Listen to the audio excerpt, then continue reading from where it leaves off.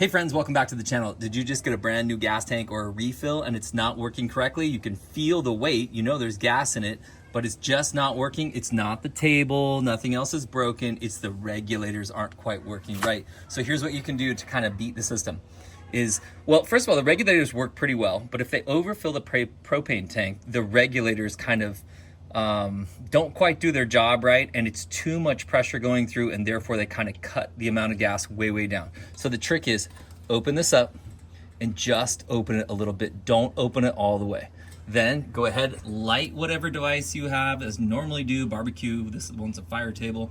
Keep it very low. Keep it very low for a couple minutes, and then we can get some gas going through the regulator, and then the regulator kind of figures out that the gas tank, well, actually what happens is the gas tank gets a little bit lower, so it's not over pressurized, and therefore the regulator is letting the gas through and it's gonna work.